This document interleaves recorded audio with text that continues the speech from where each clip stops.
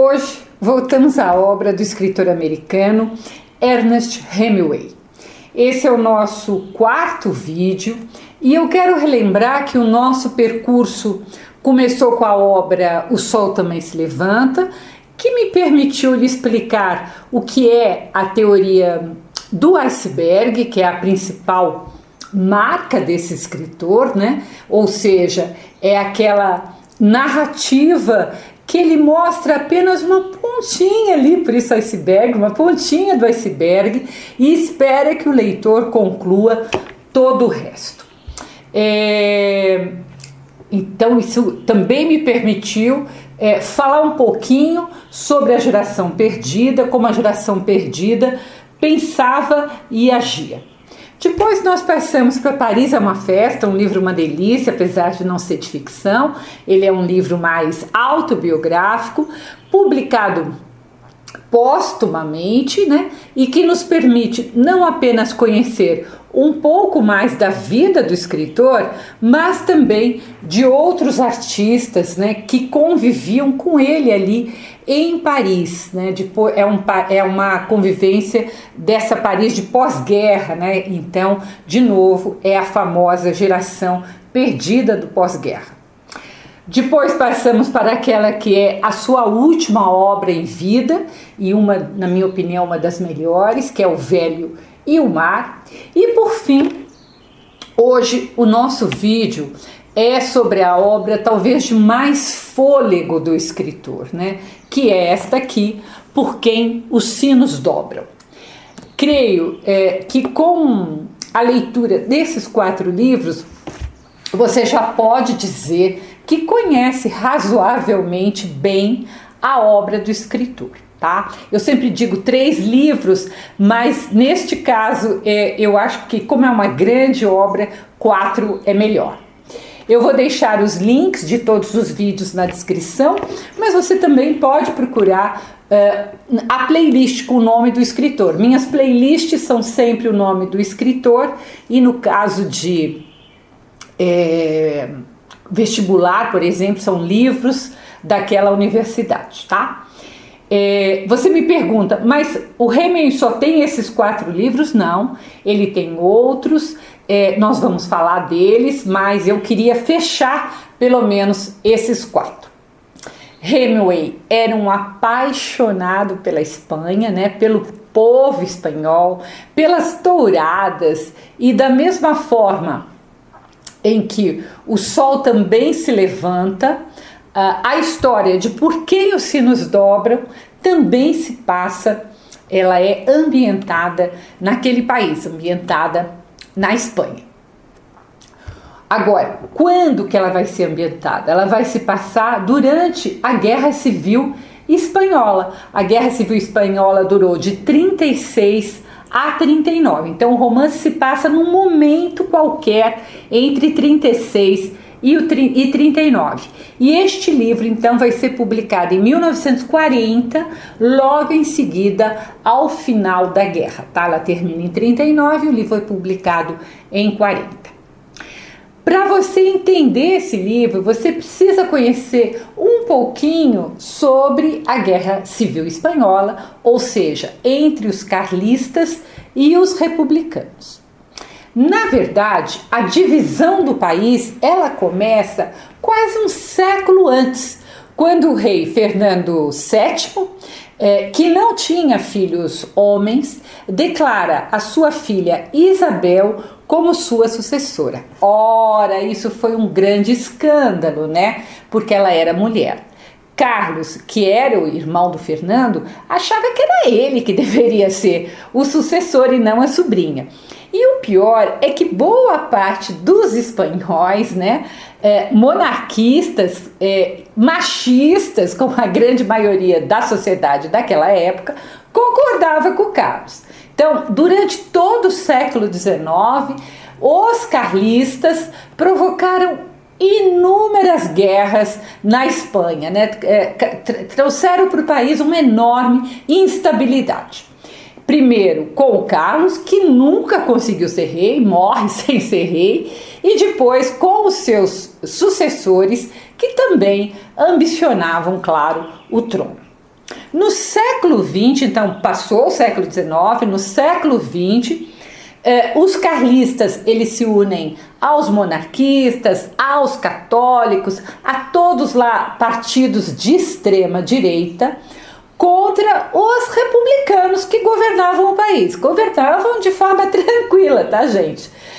Mas eles, desde o século anterior, queriam o poder. Então, esses generais da extrema-direita, dessa coligação da extrema-direita, tentaram dar um golpe de Estado e conquistaram ali várias cidades espanholas, enquanto os republicanos tentavam manter o governo e manter o país unido em outras cidades, tá?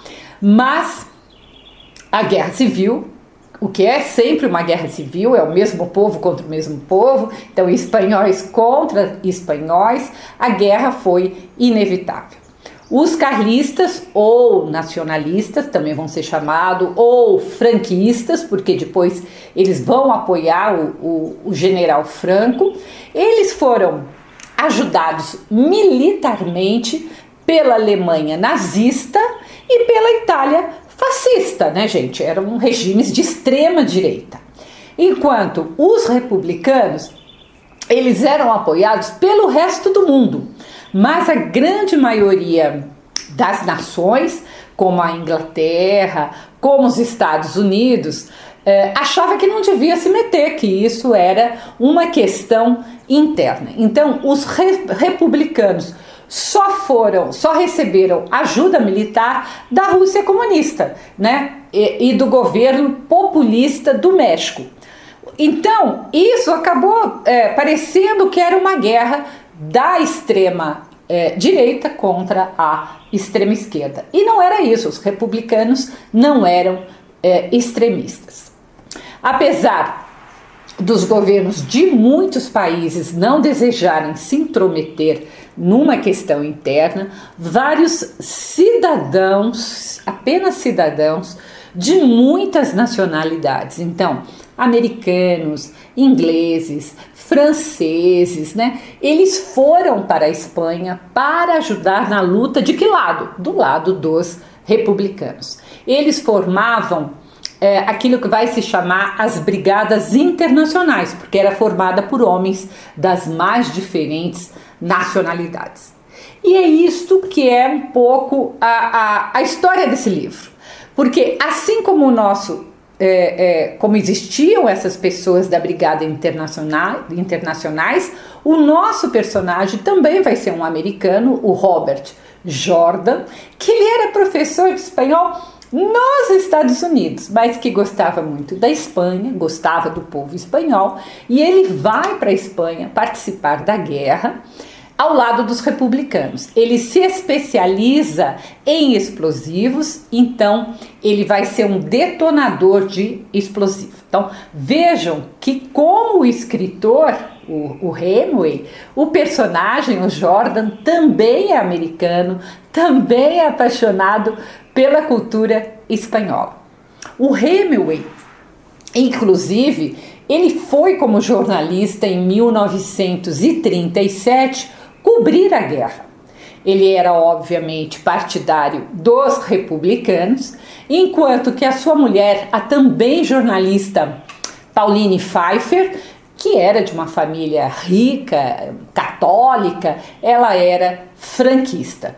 E isso foi uma das causas, claro, não foi a única, tem muitas causas, mas é uma das causas do divórcio do casal, né? Eles começaram a brigar muito, porque cada um estava de um lado ali naquela guerra. O romance vai situar o personagem, o Robert Jordan, em um grupo de republicanos que apoiam os republicanos. É um grupo que vive nas montanhas, escondido dos fascistas. E isso aconteceu muito. Muitos grupos se escondiam nas montanhas naquela época. E esse grupo vai ajudar o Robert Jordan a explodir uma ponte que tem ali perto. A explosão da ponte é fundamental porque os republicanos iam atacar Segóvia e eles precisavam que a ponte estivesse destruída para que a força inimiga, os fascistas, não mandassem reforços para Segóvia. O bando ali da montanha era liderado por um homem chamado Pablo e sua mulher Pilar. E é muito interessante a gente acompanhar a história desses dois personagens e como eles foram se modificando com a guerra. Com eles também morava uma jovem chamada Maria, que foi resgatada por eles durante uma operação de explosão de um trem. Como essa jovem ela era filha de um prefeito republicano, quando os fascistas mataram o seu pai, eles violentaram a moça, judiaram muito dela e ela ficou bastante traumatizada, bastante machucada e bastante traumatizada.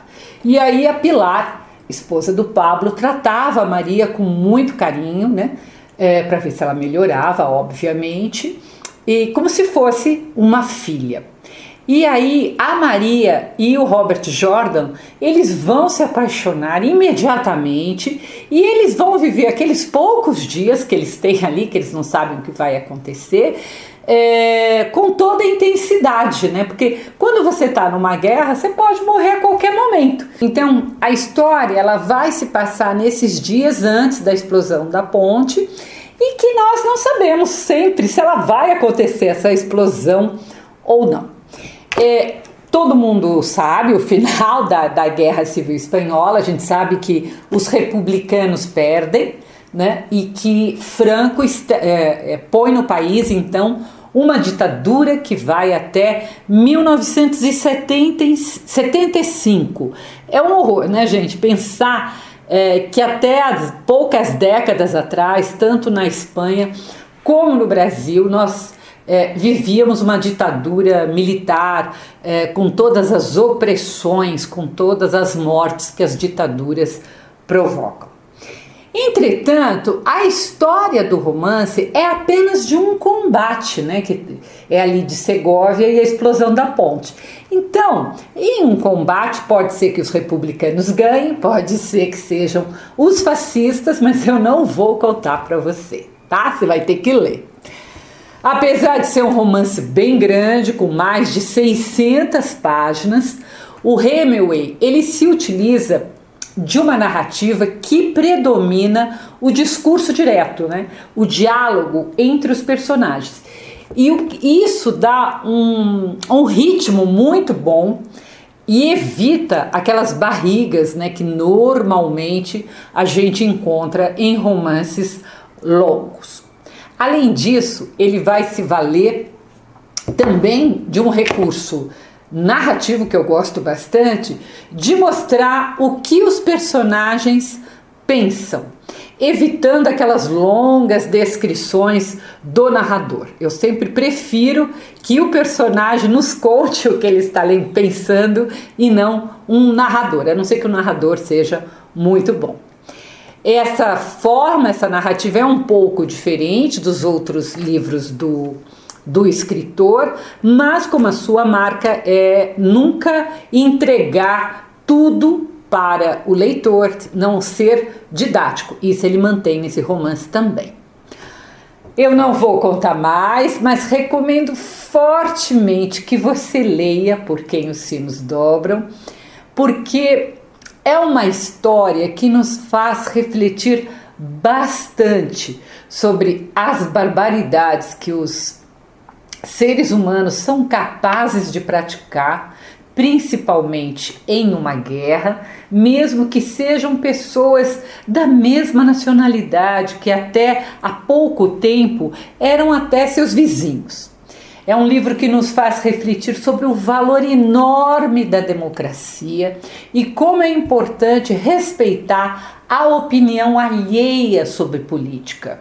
E como é natural a alternância no poder. Às vezes é um partido mais para a direita, às vezes é um partido mais para a esquerda. Não há problema.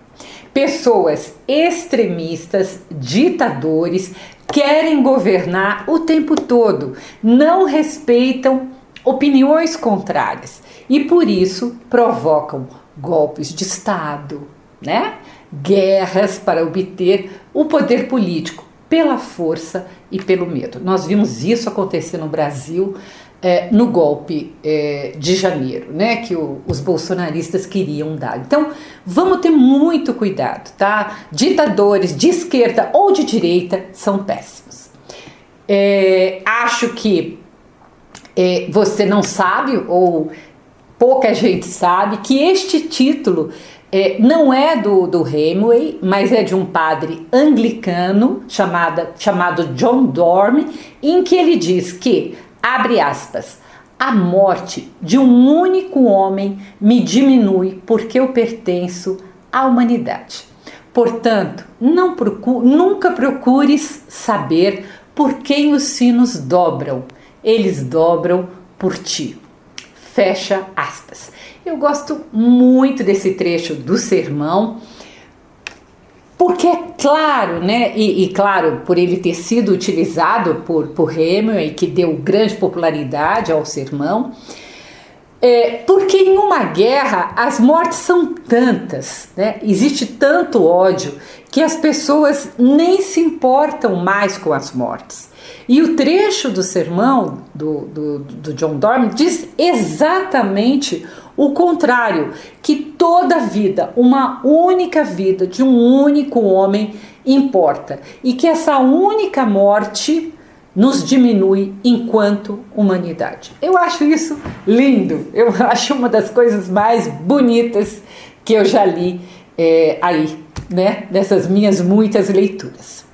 Se você quiser conhecer minhas crônicas, eu as publico todas as terças-feiras no meu site www.miriambevilacqua.com.br.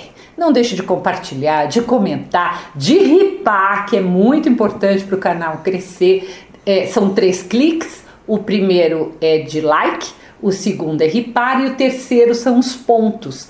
E isso só fica 7 dias após o vídeo ser publicado. Então, se você puder fazer isso, vai ajudar muito o canal a crescer.